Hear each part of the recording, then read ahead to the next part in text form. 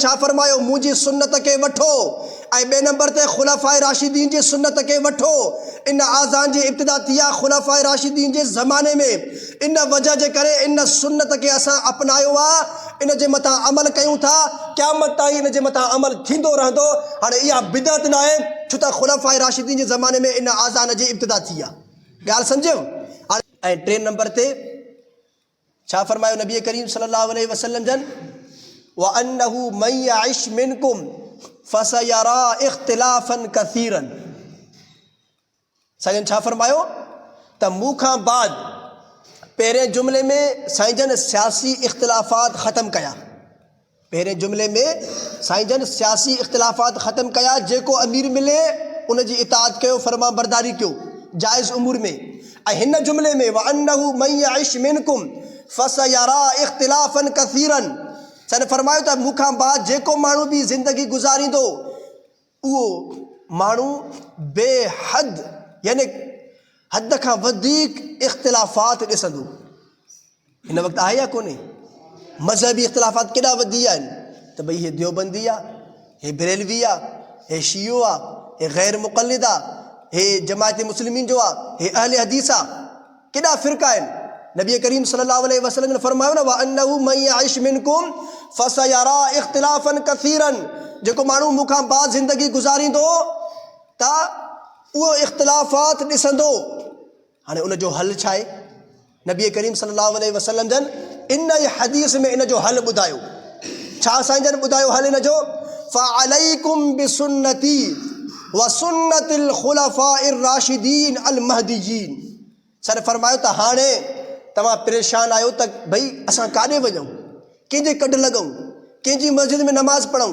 सन फरमायो तव्हां उन वक़्तु मयार बणायो मुंहिंजी सुन्नत खे। ॾिसो त मुंहिंजे सुन्नत जे मथां अमल कंहिंजो आहे। फ़अलैकुम बिसुन्नती यानी नमाज़ में बि ॾिसो त मुंहिंजी सुन्नत जे मथां कहिड़ा माण्हू था अमल कनि। जीअं मां नमाज़ पढ़ंदुमि इन तरीक़े सां नमाज़ कहिड़ा माण्हू था पढ़नि, ऐं जीअं मां रमज़ान जा रोज़ा रखंदुमि इन तरीक़े सां, ऐं जीअं मां मुआमलात कंदो हुउमि, जीअं माण्हुनि सां मुंहिंजी उथ वेह हूंदी हुई, कारोबार हूंदो हो, मामलात खे हल कीअं कंदो हुउमि, यानी मुंहिंजी सॼी ज़िंदगीअ खे तव्हां ॾिसो। लक़द कान लकुम फ़ी रसूलिल्लाहि उस्वतुन हसनतुन लिमन कान यरजुल्लाह वल यौमल आख़िर। अल्लाह रब्बुल इज़्ज़त फरमाए थो नबी करीम सल्लल्लाहु अलैहि वसल्लम जी ज़िंदगी तव्हांजे लाइ ज़िंदगी गुज़ारण जे लाइ बहितरीन नमूनो आहे। तव्हां साईं जन खे ॾिसी करे पंहिंजी ज़िंदगी गुज़ारियो। अम्मी आयशा सिद्दीक़ा रज़ियल्लाहु तआला अन्हा खां के पुछा कयो नबी करीम सल्लल्लाहु अलैहि वसल्लम जा अख़लाक मूंखे ॿुधाए। अम्मी आयशा छा थी फरमाए? कान ख़ुलुक़ुहुल क़ुरान। भई क़ुरान सॼो साईं जन जो अख़लाक ई थो बयानु करे। यानी हिकिड़ो माण्हू क़ुरान पढ़णु नथो अचेसि, अल्फाज़ खां बि बेख़बर आहे, क़ुरान मजीद जे मानी खां बि बेख़बर आहे, माना खां बि, लेकिन नबी करीम सल्लल्लाहु अलैहि वसल्लम जन जी ज़िंदगीअ खे ॾिसी करे पंहिंजी ज़िंदगी गुज़ारे थो त ईअं सम्झो त उहो माण्हू कामयाबु ऐं कामरान आहे। त असल नबी करीम सल्लल्लाहु अलैहि वसल्लम जी ज़िंदगीअ खे केरु थो अपनाए, साईं जन जी ज़िंदगीअ खे केरु थो इख़्तियार करे, इन मौक़े ते तव्हांखे इहो ॾिसणो आहे त इहो तव्हां फ़ैसिलो कयो। पहिरें नंबर ते मुंहिंजी सुन्नत जे मथां केरु थो अमल करे, ऐं ॿिए नंबर ते मुंहिंजा जेके ख़ुलफ़ाए राशिदीन आहिनि सहाबा किराम व सुन्नतिल ख़ुलफ़ाए राशिदीन अल महदीयीन, मुंहिंजे ख़ुलफ़ाए राशिदीन जे तरीक़े जे मथां केरु थो हले, अबू बकर सिद्दीक़ जे तरीक़े ते केरु थो हले, उमर फारूक रज़ियल्लाहु तआला जी ज़िंदगी खे ॾिसी करे पंहिंजी ज़िंदगी केरु थो गुज़ारे, हज़रत उस्मान जी ज़िंदगीअ खे मिसाल सम्झी करे पंहिंजी ज़िंदगी गुज़ारे थो, केरु आहे उहो? हज़रत अली और मुर्तज़ा रज़ियल्लाहु तआला जी ज़िंदगीअ खे ॾिसी करे पंहिंजी ज़िंदगी गुज़ारे थो, उहो केरु आहे? इन्हनि खे ॾिसी करे पंहिंजी ज़िंदगी गुज़ारियो। नबी करीम सल्लल्लाहु अलैहि वसल्लम ने फरमायो केॾा बि इख़्तिलाफ़ात छो न हुजनि, माण्हू मुख़्तलिफ़ क़िस्म जे गुमराहनि में भली मुब्तला थियनि, तव्हां इन तरीक़े सां पंहिंजी ज़िंदगी गुज़ारी, यानी मुंहिंजे सुन्नत खे तव्हां ॾिठो ऐं मुंहिंजे ख़ुलफ़ाए राशिदीन जे सुन्नत खे तव्हां अपनायो, तव्हां उन वक़्तु ईअं सम्झो त हाणे कामयाबु ऐं कामरान आहियो, तव्हां सिधे रस्ते ते हलो था पिया। त सहाबा किराम ख़ुलफ़ाए राशिदीन ऐं नबी करीम सल्लल्लाहु अलैहि वसल्लम जन आख़िरी ॻाल्हि अर्ज़ु कयां। हाणे ॾिसो, हिकु त नबी करीम सल्लल्लाहु अलैहि वसल्लम जी ज़िंदगी, ऐं ॿिए नंबर ते खुलाफ़ाए राशिदीन यानी हज़रत अबू बकर, उमर फ़ारूक, हज़रत उस्मान अली, हज़रत अली मुर्तज़ा रज़ी अल्लाह ताला अन्हु।